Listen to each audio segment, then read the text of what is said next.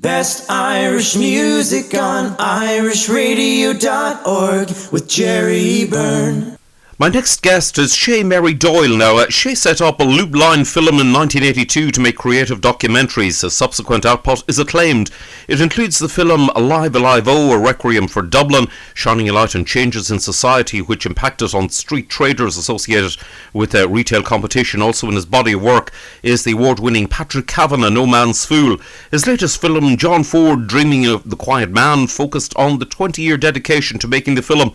It has been screened worldwide and has had a great reception. Now, Shay has been working alongside our friends at the Irish Cultural Centre in Hammersmith, the ICC, and we've previously brought you details of his films made during lockdown, available to view on their digital channel. Having undergone a stylish refurbishment during lockdown, the ICC are pleased to welcome people back through the doors in what is an intimate, welcoming place. Now, Shay joins me to tell me about his special concert on the 4th of February to celebrate the life and the times of the late, great Frank Murray.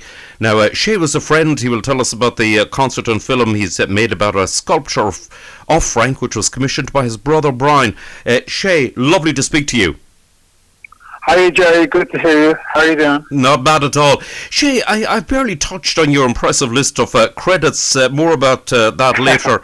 Now, listen, turning to Frank Murray, he too had an enviable CV as road manager and manager of some of the great names in music. Can you give us an insight into his career? He was the former manager of Phil Lynott, Thin Lizzy, Elton John, manager of the Pogues, the Mighty Steph, the Frames, the Lost Brothers, etc. Yeah, for Frank, yeah, he's kind of a huge man in the world of music. He actually grew up with Phil Lynott in Crumlin, and they were mates, and so he was seeing him through the early days of Skid Row, and then looked after the early incarnation of Thin Lizzy. He then really went on to the big feather on his cap was managing the Pogues, which was an extraordinary feat. One is a huge band, difficult man to control, difficult relationships, but they had huge success. He was very instrumental in convincing Shane to write Fairy Tale of New York. Brought in great management, great sound engineers. So he also worked in film. He produced a lovely film called Come On Eileen. If you met him on the street, he always had 10 ideas on the go. And for me, he was just a great mate on top of all of that, And so when he passed, it was great. It was a shock, Indeed. Now, a golden age of music, and Frank was at the heart of it. Now, fittingly, friends of Frank have offered to play at a concert on the 4th of February. Now, the lineup includes the Christine Tobin Trio. Now, Christine is a multi-award-winning vocalist and composer described by The Guardian newspaper as having a 24-carat voice. Now, leading jazz guitarist. She does. Yeah, Phil Robson and double bass player Dave Whitford, who was a highly in demand, joined Christine. Now, injecting a deeply soulful sound will be a duo, the Lost Brothers, which is managed by Frank. Now, the band are the band are actually celebrated internationally for their songcraft and harmonies, and are looking forward to performing the songs for the lockdown hit album live at the ICC. A real treat in store. Yeah, a real treat in store on the night, and a whole day of celebrations. Christine, as you say, is just an enchantress, whether she sings the jazz, the blues, or exploring literary work. She did some work based with the great Irish poet Paul Muldoon.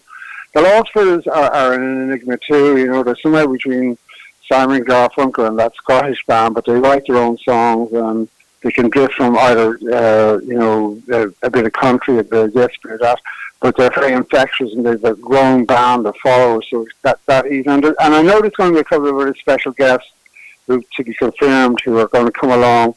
And then, but the real highlight is that in the afternoon we're unveiling this sculpture by Michael Quain, who's one of Ireland's greatest, still a few artists working in pure stone. So he's made this wonderful sculpture based on the legend of Oisin.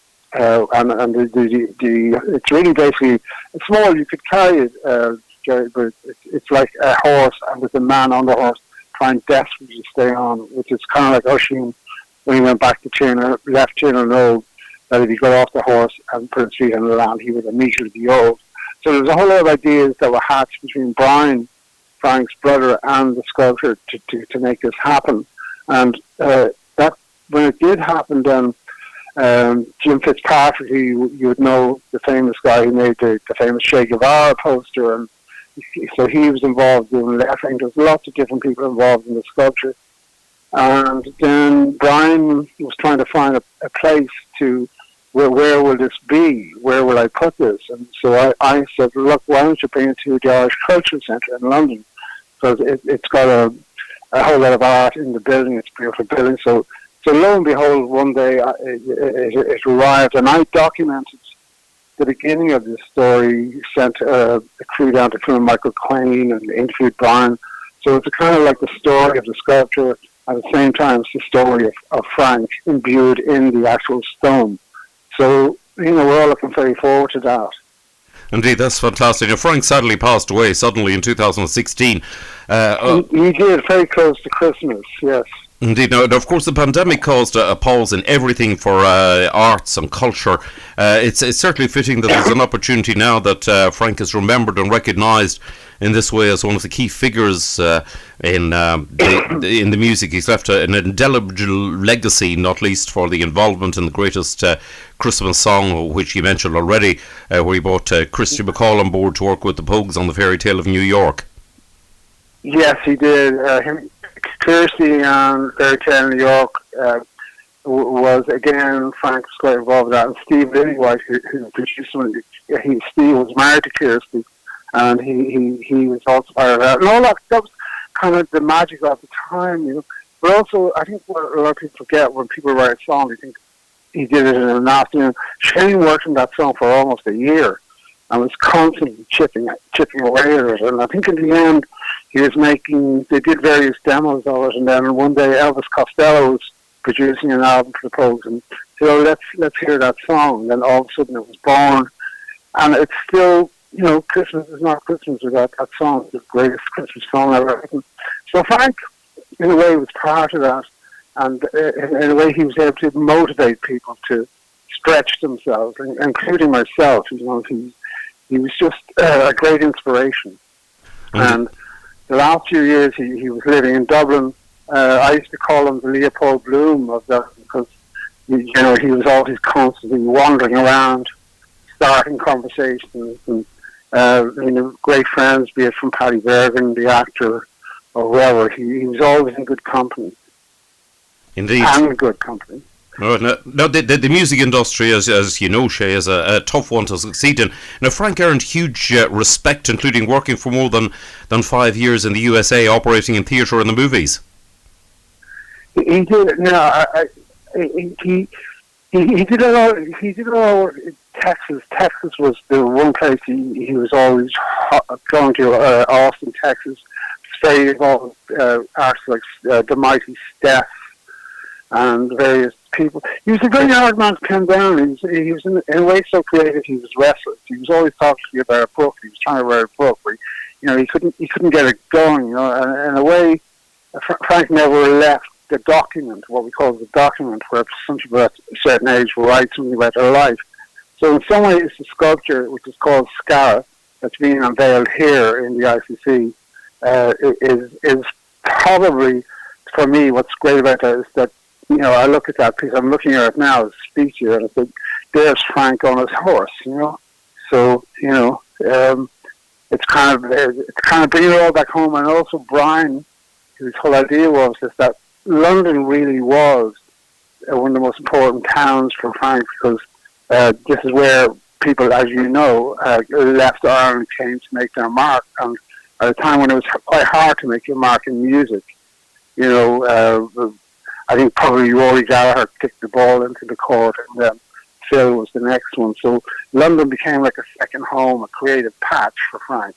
So very fitting that the piece is here, Indeed. So now, recapping for those interested in going along to the Frank Murray Memorial Concert, yes. He's a legendary figure, having worked, as I mentioned, with Phil Lynott, Thin Lizzy, Elton John, the Pogues, the Mighty Steph, the Frames, the Lost Brothers, to name but a few. Yeah. The ICC is, as you mentioned, it's an ideal setting in which to pay tribute to Frank and unveiling the sculpture and celebrate his contribution to music. Yeah. Uh, it is. Well, I think Brian. I think when Brian got the idea going, he then met our chairman, Peter Parr Hines, and they seemed to get on well. They were a type of mind, and so what I like about it is these things will be. You have an idea, and then it starts to grow, and all things happen. You know. So in the afternoon on the day, we're going to have a whole lot of guests here, friends, who'll come and speak. Gabriel Byrne sending a message. Paddy Bergen, various Cash Reason coming from the Pogues, the original incarnation.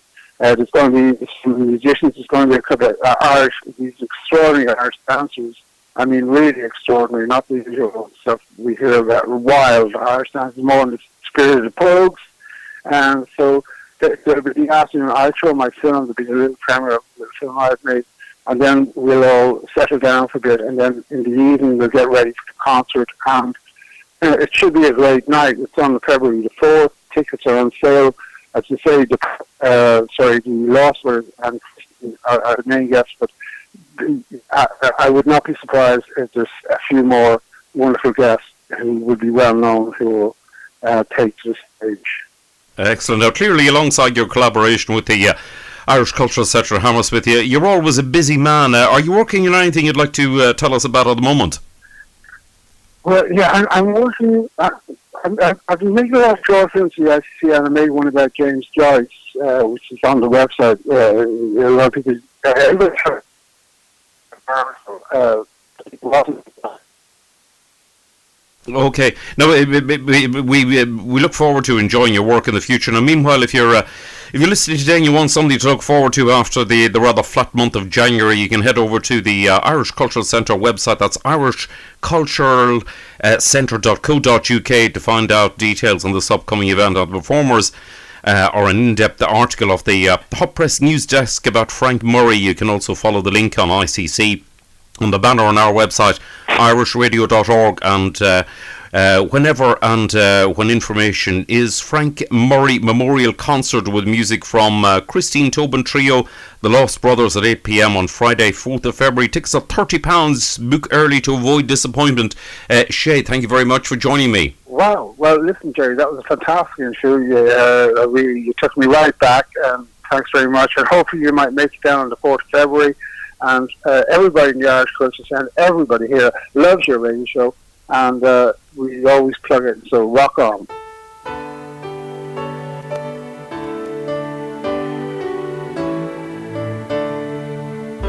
It was Christmas Eve, babe, in the drunk tank, an old man said to me, won't see another one. And then he sang a song, the rare old mountain tune. I turned my face away and dreamed about you. Got on a lucky one, came in 18 to 1. I've got a feeling this year's for me and you. So happy Christmas, I love you, baby. I can see a better time when all our dreams come true.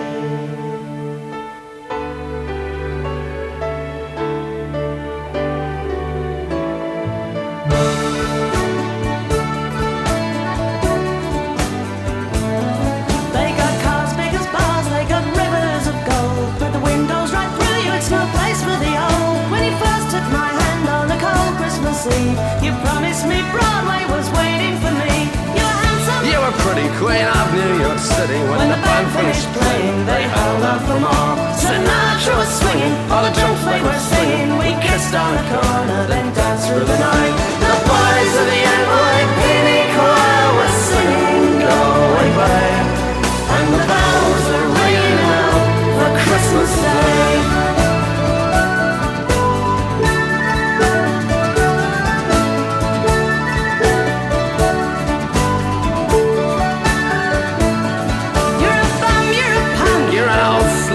junk lying there almost dead on a dripping hot bed. You scumbag, you maggot, cheap, cheap, lousy faggot. Happy Christmas, you're ours, I pray God it's our love. The boys of the NYPD chorus still singing Go Away Babe, and the bells are ringing out for Christmas Day.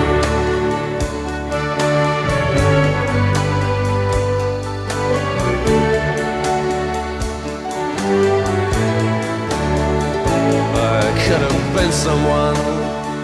Well, so could anyone. You took my dreams from me when I first found you. I kept them with me, babe.